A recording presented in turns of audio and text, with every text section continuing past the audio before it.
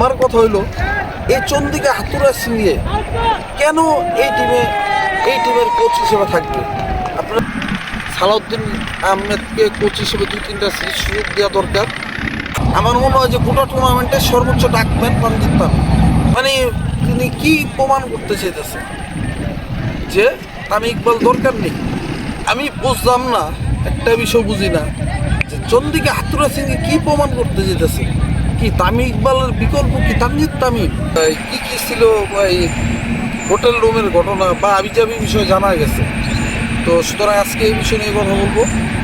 23 বিশ্বকাপে, ওয়ানডে বিশ্বকাপে তামিম ইকবালকে অবিবেচকের মতো এই তানজিদ তামিমকে নিয়ে গেছে, যে কি করলো ইন্ডিয়ার সাথে একটা 50 ব্যতীত তার বলার মতো আর কোনো স্কোর নাই। মাত্র 115 রান বেঁধে দেয়।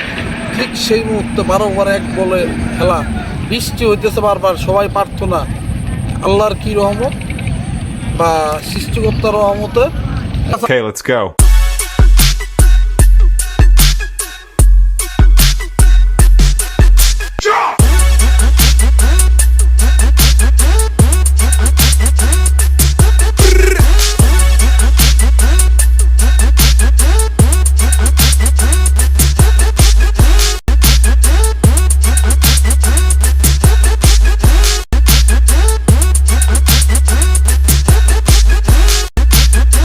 সবাইকে অসংখ্য ধন্যবাদ জানিয়ে আমি সৈয়দ মোহাম্মদ ফাহাদুজ্জামান ফাহাদ এবং আমার সাথে আছেন আদি রুদ্র এবং আমাদের চ্যানেল আরএফ ক্রিয়েশনকে সবাই সাপোর্ট করবেন এবং সবাই লাইক সাবস্ক্রাইব করবেন এবং কমেন্টস করবেন এবং আপনাদের অনুপ্রেরণা আমরা যথেষ্ট ভালো কন্টেন্ট তৈরি করার চেষ্টা করি।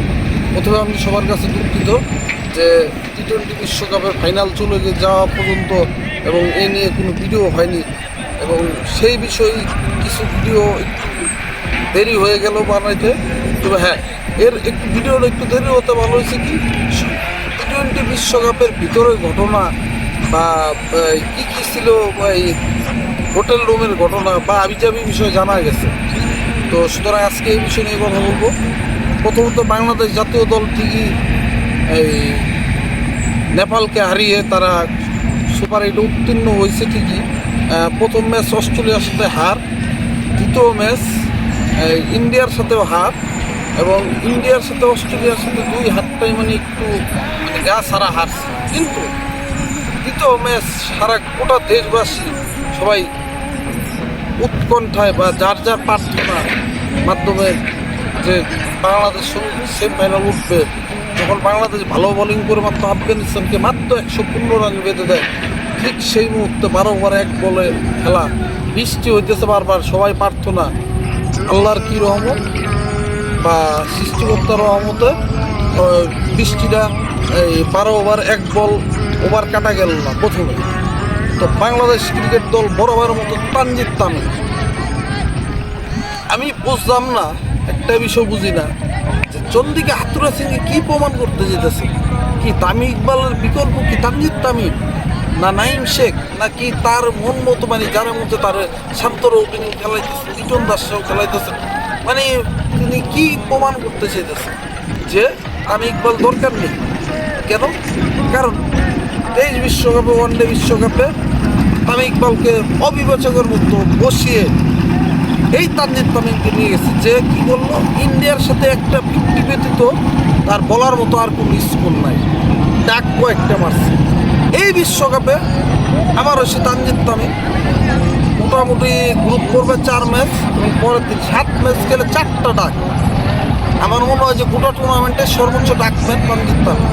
7টা ম্যাচের মধ্যে 4টা ডাক, একটা 30-32 রান ইনিংস, 10-12, 3-4-5 রান ইনিংস। এইরকম খেললে একটা প্লেয়ার কোন হিসেবে এই টিমে থাকে, এটা আমার বোধগম্য না। আর আরেকটা বিষয় আমি আজকে বলতে চাই একটা কথা, যে বাংলাদেশ ক্রিকেট দল আমরা সবাই খেলোয়াড়কে দোষারোপ করছি, কিন্তু আসলে তাদের কোচের কোনো কথা বলা হইতেছে না। এই কোচ তার প্ল্যান প্রোগ্রাম, আমি যতটুকু খবর পাইছি, আপনারা সবাই জানেন যে কোচের পরামর্শেই বাংলাদেশ এই ম্যাচ ওই চিন্তাটা করছে যে 6 ওভারের মধ্যে যদি 3 উইকেট না পড়ে তো বাংলাদেশ এই ম্যাচ 12 ওভার 1 বলে জয়ের লক্ষ্যে দৌড়াইব না। এটা কোনো কথা? তহিদ হৃদয় ছিল, মাহমুদুল্লাহ রিয়াদ ছিল। আচ্ছা, মাহমুদুল্লাহ রিয়াদ এই ম্যাচ খারাপ করছে, কিন্তু ওই সিচুয়েশনে আমি শিওর মাহমুদুল্লাহ জানে সব কিছু। তাকে বইলা পাঠানো হয়েছে যে তুমি যদি এই ম্যাচে তুমি ম্যাচ জিতানোর স্টাইলে না খেলো বা ম্যাচ জিতানোর চেষ্টা করো, উইকেটে টিকা থাকো, ঠিক আছে, ম্যাচ কীভাবে জিতানো যায় এটা 12 ওভার 1 বলে জিততে হবে না। এই টেন্ডেন্সি থেকে তাকে কোচ মাঠে পাঠাইছে। মাহমুদুল্লাহ স্বল্পভাষী লোক, তার বিরুদ্ধে এত সমালোচনা, তারপরে তিনি মুখ খোলেন না। এই কারণে চন্দ্রকে আতুর সিংহে এখন পর্যন্ত মাহমুদুল্লাহ রিয়াদকে উপড়াইতে পারেন নাই। যেমন মুশফিক আর তামিমকে যেমন উপড়ায় ফেলছে, দল থেকে চলে গেল। এবার আসি আমাদের কিপিং ব্যাটসম্যান, ওপেনিং ব্যাটসম্যান পুরোপুরি ব্যর্থ। Wicket keeper batsman Liton Das, Jaker Ali বরাবরের মতো দুইজনই ব্যর্থ। লিটন দাস একটা 50 মারছে লাস্ট ম্যাচে, হারা ম্যাচ, ঠিক আছে, ম্যাচ হারিয়ে গেছে 12 ওভার 1 বলে জিতার।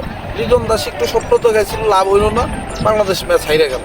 যাই হোক, আমার কথা হইল এই চন্দিকা হাতুরা সিংহে কেন এই টিমের কোচ হিসেবে থাকবে? আপনারা সালাউদ্দিন আহমেদকে দেখেন, যতটুকু আমি শুনলাম যে সালাউদ্দিন আহমেদের সাথে হয়তো বা প্রস্তাব হইতেছে, বিসিবির সাথে কথা হইতেছে। সালাউদ্দিন আহমেদকে আইনা দেখেন, 2-3টা সিরিজ টেস্ট হিসেবে দেন এবং তার উপর দলটা ছেড়ে দেন, দেখেন কী করে, ঠিক আছে। লিওনেল স্কলানি আমার নিজের দেখা, তিনি ফুটবল প্লেয়ার।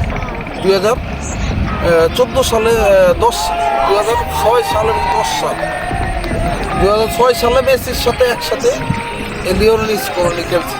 ভালো প্লেয়ার নয় তো, অনেকেই ছিলেন না। তো সেই স্কলানি আর্জেন্টিনার কোচ হয়ে কিন্তু দুবার মধ্যে হাবুডুবু খাচ্ছিল আর্জেন্টিনা দল। সেই দলটাকে আজকে এরকম অপরাজিত, অলরেডি দুবারও সেমিফাইনাল উঠে গেল। যাই হোক, আর্জেন্টিনা ফুটবল টিমের মাধ্যমে আমি বলতে চাই ক্রিকেটে এই যে সালাউদ্দিন আহমেদকে কোচ হিসেবে 2-3টা সিরিজ সুযোগ দেওয়া দরকার। এবং এখন আসি ফুটবলের দিকে, কারণ কোপা আমেরিকা, ইউরো সব কিছু চলতেছে। এই পর্যন্ত আমাদের ভিডিও। সবাই আরএফ ক্রিয়েশনকে সাপোর্ট করবেন, এই কমেন্ট করবেন, লাইক করবেন। আরএফ ক্রিয়েশন ইউটিউব চ্যানেলটা আপনারা সাবস্ক্রাইব করবেন। ধন্যবাদ সবাইকে, ভালো থাকবেন, ভালো রাখবেন আপনার চারপাশ।